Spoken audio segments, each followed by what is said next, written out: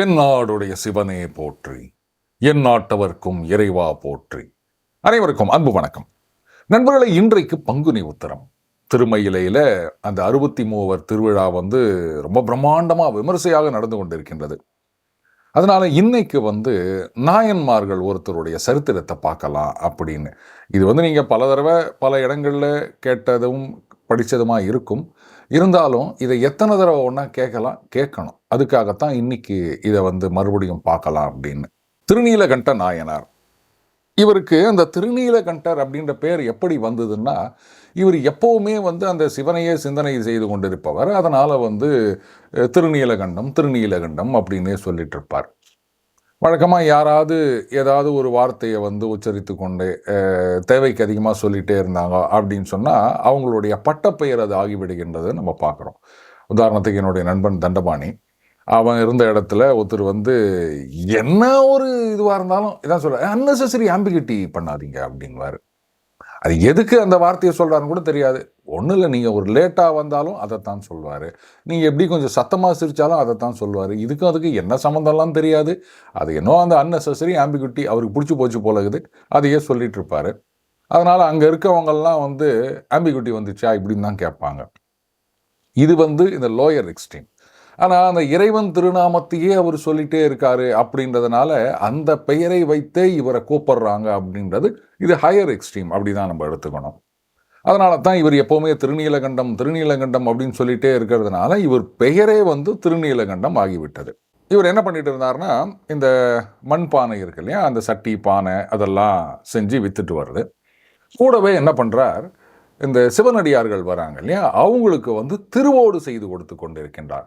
அதை ஒரு தொண்டாக சேவையாகத்தான் செய்கின்றார். வித்தியாசத்தை கவனிக்கணும். இந்த சட்டிப்பானை செஞ்சு வைக்கிறது இதெல்லாம் ஜீவனத்துக்கு.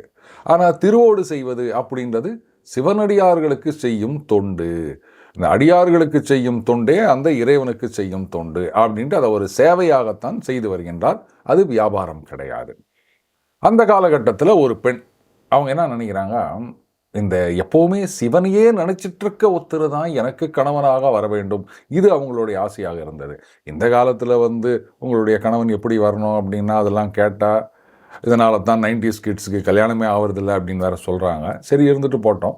பட் இந்த காலத்தில் இருக்கவங்களுடைய பாயிண்ட் ஆஃப் வியூவில் அந்த பெண்மணியோடைய ஆசையை பார்க்கும்போது ஐயோ பாவம் இப்படி தான் தோணும். ஆனால் அவங்க அதில் மாறலை. இந்த சிவனை சிந்தையில் வைத்து கொண்டு இருக்கும் ஒருத்தர் தான் எனக்கு கணவனாக வேண்டும் அப்படின்னு அந்த பெண்ணுடைய ஆசைப்படியே இவங்க 2 பேருக்கும் திருமணம் நடைபெறுகின்றது. இல்லறம் நல்லா தாங்க போயிட்டு இருக்கு. அது வினை பையனா இல்லை இவர் புத்தி ஏதாவது குழப்பமடைந்து விட்டதா என்னன்னு தெரியல. ஒரு நாள் இந்த திருநீலகண்டம் என்ன பண்றார், வேறொரு பெண்ணிடம் போயிட்டு வந்துடுறாருங்க. இது மனைவிக்கு தெரிந்து விடுகின்றது. எப்படி தெரிஞ்சுது அப்படின்லாம் கேட்காதீங்க. 2 பேர் அந்யோன்யமாக இருக்காங்க அப்படின்னு சொன்னால் நான் இந்த மாதிரி தவறை சொல்லலை. சின்ன சின்ன தவறாக இருக்கட்டும், பர்ஸு தொலைச்சிட்டு வந்திருப்பான், இல்லைனா சாவியை தொலைச்சிட்டு பூட்டை உடைக்கலாமான்னு யோசிச்சுட்டு இருப்பாங்க. இந்த மாதிரி ஏதோ சம்திங் ஏதோ பண்ணிட்டு அப்படி பம்புறோம் அப்படின்னும் போது உங்களுடைய பெட்டர் ஹாஃப்க்கு அது நல்லாவே தெரியும். என்னவோ பண்ணிட்டு நீ பம்மிட்டு இருக்க, என்ன பண்ண சொல்லு அப்படின்னா நம்ம திருன்னு முழிப்போம் இல்லையா. அந்த மாதிரி அந்யோன்யமாக இருந்த தம்பதிகள் அப்படின்றதுனால இவர் வந்த உடனேயே இவர் வேற எங்கேயோ போயிட்டு வந்திருக்கார் அப்படின்றது மனைவிக்கு தெரிந்து விடுகின்றது. அதனால அவங்களுக்கு கோபம் வந்துடுது. இங்க பாருங்க, இந்த கோபம் வந்ததுக்கு காரணம் நீங்கள் வேறொரு பெண்ணிடம் போய்விட்டீர்கள், எனக்கு நம்பிக்கை துரோகம் செய்து விட்டீர்கள் அப்படின்றது கிடையாது. உங்களுடைய நெஞ்சத்தில் அந்த சிவபெருமான் இருக்கின்றார். அதனால தானே நீங்கள் எப்போ பார்த்தாலும் அவருடைய நாமத்தையே சொல்லிட்டு இருக்கீங்க. அப்போ அந்த சிவபெருமான் உரையும் நெஞ்சம் உங்கள் உடம்புல இருக்குன்னும் போது நீங்கள் இன்னொரு பெண்ணுக்கிட்ட இந்த மாதிரி போயிட்டு வருது சரியா? இதனால தான் அந்த அம்மையாருக்கு திருநீலகண்டத்திடம் கோபம் வந்தது. அவங்க என்ன சொல்கிறாங்க, எமை தீண்டாதே இது திருநீலகண்டத்தின் மீது ஆணை அப்படின்றாங்க. அந்த இறைவன் மீதே சத்தியம் செய்ததால் இந்த திருநீலகண்ட நாயனார், அப்போ அவர் நாயனார் ஆகவில்லை, அவர் என்ன பண்ணுறாரு, இனிமே மனைவியை மட்டும் இல்லை எந்த பெண்ணையுமே நான் தீண்ட மாட்டேன் அப்படின்னு அவரும் முடிவெடுத்து விடுகின்றார். 5 புலன்களை அடக்கி சிவத்தொண்டை மட்டுமே செய்து வருகின்றார். ஆனால் ஊராருக்கு இவங்க வந்து கணவன் மனைவி தான், யாருக்கும் எந்த சந்தேகமும் வரல. இவங்க 2 பேரும் வெளில பார்க்கும்போது புருஷன் பொண்டாட்டி, அது எல்லாருக்கும் நல்லாவே தெரியும். ஆனால் உள்ளுக்குள்ள அவங்க வந்து கணவன் மனைவியாக இல்லை. 1 வருஷம் 2 வருஷம் இல்லை, இது வந்து கல்யாணம் ஆன உடனே நடந்தது.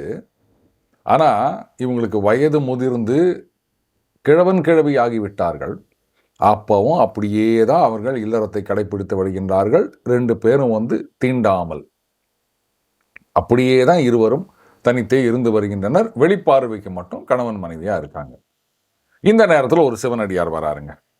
அவர் என்ன பண்றாரு, உள்ள வந்த உடனே இவங்கெல்லாம் வந்து ரொம்ப சந்தோஷமா, ஏன்னா சிவத்தொண்டே தானே இவர்களுடைய லட்சியமாக இருக்கின்றது, அதனால வாங்க வாங்க அப்படின்னு அவர் கூப்பிட்டு உபசரித்து அவருக்கு வந்து உணவெல்லாம் அளித்து, அப்போ அந்த சிவனடியார் சொல்றாரு, நான் வந்து கொஞ்சம் தூரம் போக வேண்டியது இருக்கு, என்கிட்ட ஒரு திருவோடு இருக்கு, அந்த திருவோடை நீங்க பத்திரமா பாதுகாத்து வச்சிருங்க, நான் போயிட்டு வந்த பிறகு அதை வாங்கிக்கிறேன் அப்படின்றாரு. ஓ, அதுக்கு என்ன அப்படின்ன உடனே இல்லை ரொம்ப பத்திரமா இருக்கணும் அப்படின்னு வேற சிவனடியார் சொல்றாரு. அதனால அதை திருநீலகண்டம் அவர் வாங்கி ஒரு பெட்டியில வச்சு பூட்டிடுறார். நீங்க எப்போ வரீங்களோ வாங்க, நான் உங்களுக்கு வந்து அதை எடுத்து தரேன், பத்திரமா இருக்கும், கவலைப்படாதீங்க அப்படின்றார். அதே மாதிரி கொஞ்ச நாள் கழிச்சு சிவனடியார் வர்றார். இவருக்கு சந்தோஷம், வாங்க அப்படின்னு அவர் உபசாரம் செய்து எல்லாம் பண்ண பிறகு சிவனடியார் சொல்றார், சரி நான் அந்த திருவோடு கொடுத்தேன்லப்பா, அதை திருப்பி கொடு அப்படின்றாரு. அப்படியே ஆகட்டும் அப்படின்ட்டு இவர் போயிட்டு அந்த பெட்டியை திறகிறாருங்க. திருவோட்டை காணும். திருன்னு முழிக்கிறாரு திருநீலகண்டம். இந்த பெட்டியில தானே வச்சோம், இது வரைக்கும் இந்த மற்ற திருவோடுகள், ஏன்னா இவர் சிவனடியார்களுக்கெல்லாம் வந்து திருவோடு செஞ்சு கொடுத்துட்டு இருக்காரு இல்லையா, ஒரு சேவையாக, அத்தோட கலந்துடக்கூடாது அப்படின்றதுக்காகத்தானே இந்த பெட்டியில வச்சோம் நம்ம, அதுக்கப்புறம் இதை திறக்கவே இல்லையே, இப்போ அந்த பெட்டியில் இருக்க திருவோடு காணும், எப்படி போயிருக்கோம், மாயமா மறைஞ்சிட்டது, இது எப்படி நடந்ததுன்னே ஒன்றும் புரியலையே, இவருக்கு திண்டாடி போயிட்டாரு. அதுக்கப்புறம் நேராக சிவனடியார் கிட்ட வர்றார். என்னப்பா எங்கேயும் திருவோடு அப்படின்றாரு சிவனடியார். மன்னிக்கணும், அது நீங்கள் கொடுத்த அந்த திருவோடு அந்த பெட்டியில் தான் வச்சேன், அதுக்கப்புறம் அந்த பெட்டியை நான் திறந்ததே கிடையாது, இப்போ நீங்கள் வந்து கேட்குறீங்களே அப்படின்ட்டு நான் அந்த பெட்டியை திறந்து பார்க்குறேன், என்ன நடந்ததோ தெரியல, அந்த திருவோட்டை காணவில்லை அப்படின்றார். சிவனடியாருக்கு கோபம் வருது, நான் ஏமாத்துறியா, அது எப்படி திருவோடு காணாமல் போகும், நீ அதை எடுத்து வச்சுட்டு இல்லைன்னு ஏமாத்துற. மன்னிக்கணும், நான் அப்படியெல்லாம் ஏமாத்தலை, வேணும்னா நான் உங்களுக்கு வந்து வேற நல்ல திருவோடு செஞ்சு கொடுக்குறேன், அதெல்லாம் எனக்கு வேணாம், என் திருவோட்டோட மகிமை தெரியுமா உனக்கு, ஒருவேளை அது தெரிஞ்சதுனால தான் அதை நீ வந்து திருடிட்டு இப்போ இல்லைன்னு என்னை ஏமாத்துறியா. அப்போ திருநீலகண்டம் சொல்றார், நான் உங்களை ஏமாத்தலை, நிஜமாகவே அது மாயமாக மறைந்து விட்டது, இது என் மீது சத்தியம் அப்படின்றார். உன்னை சிவனடியார், என்ன ஓம் மீது சத்தியமா, இதெல்லாம் என்ன நம்ப சொல்றியா, உடனே ஒன்று செய், உனக்கு பையன் இருப்பான்ல, இத்தனை வயசு ஆச்சு இல்லை உனக்கு, அப்போ உன் பையன் மேலே சத்தியம் பண்ணு, நான் நம்புறேன் அப்படின்றாரு. இப்போ திருநீலகண்டம் சொல்றாரு, இல்லை எங்களுக்கு வந்து புத்திரர்கள் இல்லை அப்படின்றாரு. ஏன்னா கல்யாணம் ஆன கொஞ்ச நாள்லயே அந்த சம்பவம் நடந்தது அப்படின்றதுக்கு இதுதான் காரணம். ஏன்னா புத்திர பாக்கியம் இல்லை அவர்களுக்கு.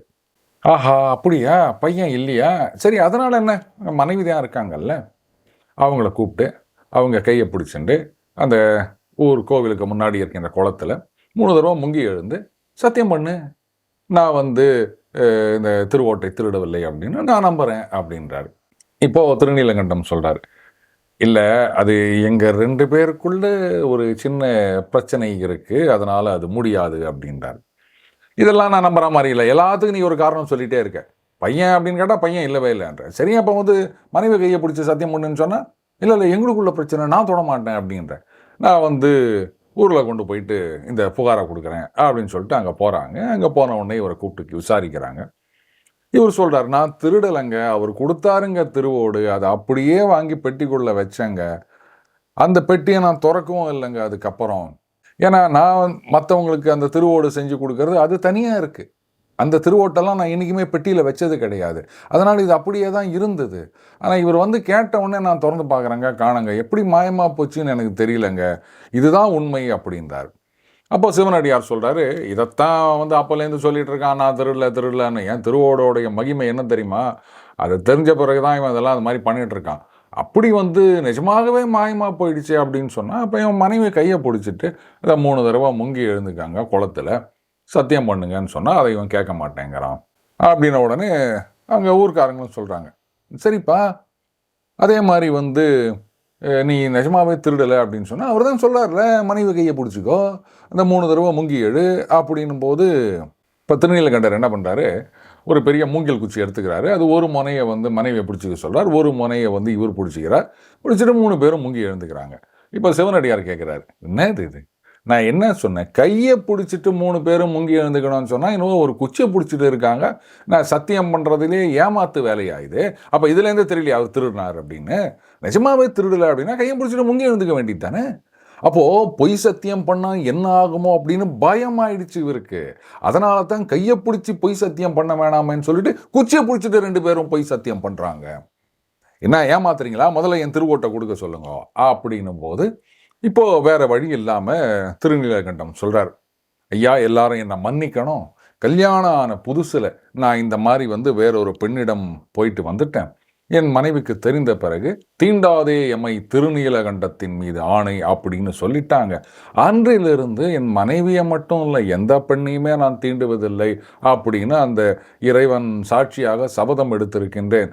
இப்போ போயிட்டு என்ன நீங்கள் கையை பிடிங்கன்னு சொன்னால் வயசாயிடுச்சு, இருந்தாலும் அந்த இறைவன் மீது சத்தியம் பண்ணியிருக்கேன் நான், அதை எப்படி மீற முடியும், அதனால தான் வந்து என்னால் சத்தியம் செய்ய முடியவில்லை அப்படின்னு எல்லாவற்றையும் எல்லார் முன்னாடியும் வந்து அவர் ஒப்புக்கொள்கிறார். இப்போ முங்கி எழுந்துக்கிறாங்க. 3வது தடவை முங்கி எழுந்துக்கும் பொழுது அன்றைக்கு அந்த சபதம் செய்த போது எப்படி இருந்தாங்களோ அதே இளமை கோலத்துடன் அவங்க 2 பேரும் மேலே வராங்க. அப்படியே ஊரார்கள்லாம் ஆச்சரியம். அவர்கள் 2 பேரும் அப்போதான் புரியுது, வந்தது சிவனடியாரே இல்லை, அந்த சிவபெருமானே வந்திருக்கின்றார் அப்படின்னு. அவர் இருவரும் இப்போ இந்த கதையிலிருந்து நாம தெரிந்து கொள்ள வேண்டியது என்ன அப்படின்னா, என்ன சார் இந்த மாதிரி ஒரு தப்பு பண்ணியிருக்கார், அவருக்கு வந்து நாயனார் அப்படின்ற பட்டமா, இப்படி சில பேர் குதர்க்கமா கேட்கலாம். அதுதான் லேர்னிங் த ராங் லெசன்ஸ் அப்படின்றது. நாம் ஒரு தப்பு பண்ணிட்டோம் இல்லை ஒரு பாவம் பண்ணிட்டோம் அப்படின்னா அதுக்கு பிராயச்சித்தமா இன்றைக்கி வந்து நிறைய சொல்கிறாங்க, இந்த பாவம் பண்ணால் இது பண்ணுங்கோ, இந்த தானம் பண்ணுங்கோ, இல்லை அதை பண்ணுங்கோ, இந்த இதை கொடுங்கோ அப்படின்லாம் சொல்கிறாங்க. இதில் வந்து எனக்கு நிறைய கேள்விகள் இருக்கின்றன. ஆனால் நான் என்ன நினைக்கிறேன்னா, அந்த பாவத்தை போக்கிக் கொள்ள வேண்டும் அப்படின்னு நிஜமாவே நம்ம நினச்சோன்னா முதல்ல நாம் பண்ண தப்பை பாவத்தை பகிங்கரமாக ஒத்துக்கணும்னு நினைக்கிறேன்.